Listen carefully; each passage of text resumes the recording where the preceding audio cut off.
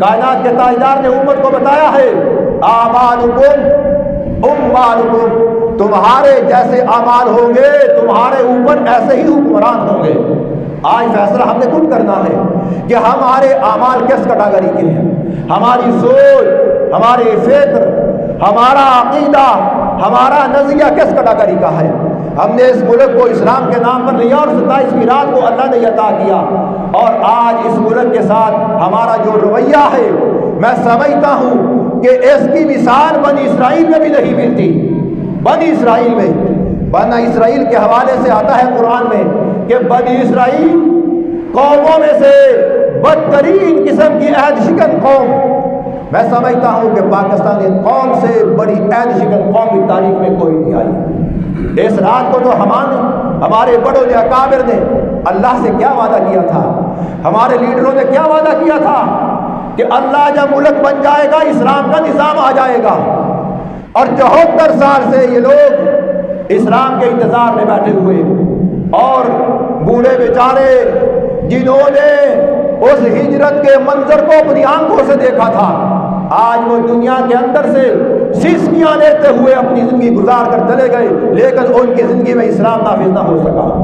اس میں ہمارا بھی قصور ہے، حکمرانوں کا بھی قصور ہے۔ وہ تو چاہتے یہ ہیں کہ یہاں کی قوم آپس میں لڑ کر مرتی رہے اور ہم حکومت کرتے رہیں۔ کبھی مذہبی فسادات، کبھی فرقہ بندیوں کا، کبھی مذہب کا تانا، کبھی مولویوں کی لڑائی کا افسانہ، کبھی تو میں نے اپنی سیاسی فرقہ بندیوں کا بھی جائزہ لیا ہے کہ اس دنیا کے اندر مسلمان قوم کبھی کسی فتنے سے اتنی پریشان نہیں ہوئی جتنی آج سیاسی فتنہ برداشتوں سے پریشان ہے۔ یہ سیاسی فتنے قوموں کو تباہ و برباد کر کے رکھ دیتے ہیں۔ کیوں؟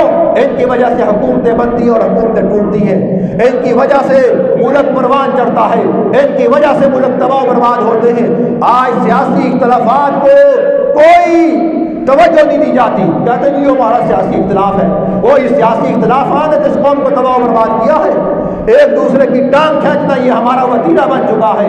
اگر ایک جماعت اگر حکمرانی میں آتی ہے، اقتدار میں آتی ہے، دوسری جماعت کا یہ فیصلہ ہوتا ہے کہ ہم نے اس کو پورے 5 سال نہیں کرنے دیتے، ٹانگیں پکڑ کے کھینچنا شروع کر دیتے ہیں۔ اور جن لوگوں پر ہماری قوم نے اعتماد کیا، یہ پرلے درجے کے چور کہ جب اقتدار میں آتے ہیں ایک دوسرے کو چور چور کہنا شروع کر دیتے ہیں۔ اور میں کہا کرتا ہوں کہ یہ ماؤں نے ایسے چور پیدا کیے، ایسے چور کہ انہوں نے اپنے جسم کو سانڈے کا تیل لگا رکھا ہے، اپنے جسموں کو سانڈے کا تیل۔ اور پچھلے زمانے میں چند سال پہلے، 30-40 سال پہلے کی بات ہے کہ جب چور آیا کرتے تھے راتوں کو چوری کرنے کے لیے، تو اپنے جسم کو وہ سانڈے کا تیل لگا کر آیا کرتے تھے کہ تاکہ ہمارے جسم کو کوئی پکڑ نہ سکے۔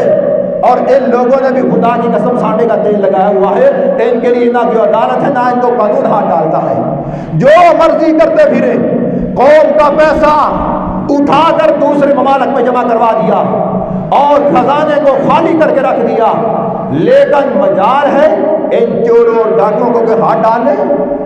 یہ بیچارے پتہ نہیں آب زمزم کے دھلے ہوئے آئے، چلے جاتے ہیں، بھاگ جاتے ہیں، جیسا کہ پرانے زمانے میں ڈاکو چھوڑ کر بھاگ جایا کرتے تھے اور پھر آ جایا کرتے تھے۔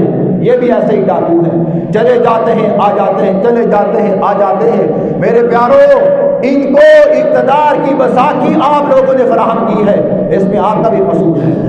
میں یہ نہیں کہتا، غصہ نہ کرنا میری بات کا، ہماری قوم کا اس میں قصور ہے۔ قوم نے کبھی سوچا کہ اس قوم کے نمائندے وہ لوگ بن جائیں جو معاشرے کے سالے اور نیک افراد ہوں؟ ہماری قوم بھی عجیب ہے، ہم ایک امام کو مقرر کرتے ہیں مسلح پر کہ یہ لوگ ہمیں نماز پڑھائیں، ہم امام تلاش کرتے ہیں بڑا متقی، بڑا پرہیزگار، دیانتدار، ایماندار، جس کے تقوی کے چرچے 4 ٹانگے عالم میں پھیل رہے ہیں، اور اس کو امام بنانے کی کوشش کی جاتی ہے کہ یہ ہمیں نمازیں پڑھائے گا۔ میرے پیارو، یہ امامت صغریٰ ہے، یہ چھوٹی امامت ہے۔ جو بڑی اقتدار کی امامت ہے اس کے لیے تم چور اور ڈاکو کو تلاش کرتے ہو کہ یہ ہمارا حکمران بنے گا۔ یہ ہماری قوم کا دورہ معیار ہے۔ ہم اس باتوں کی طرف کبھی توجہ نہیں کرتے کہ ہمارا آخر قصور کیا ہے۔ آج ہماری قوم بھیکاری بنی ہوئی ہے، بھیکاری، اور اس کے سلسلے میں آج ہمیں اجتماعی توبہ کی ضرورت ہے اجتماعی توبہ کی، انفرادی توبہ تو ہر کوئی کر لیتا ہے کہ رات کو آیا مصلے پہ کھڑا ہوا، اللہ کی بارگاہ میں ہاتھ جوڑ کر گڑ گڑا کر اپنے توبہ اور استغفار کیا، لیکن یہ جو اجتماعی گناہ ہم نے کیا ہے، کیا اس گناہ کا بھی ہم نے کوئی سوچا ہے کہ ہم نے اللہ سے کیسے معاف کروا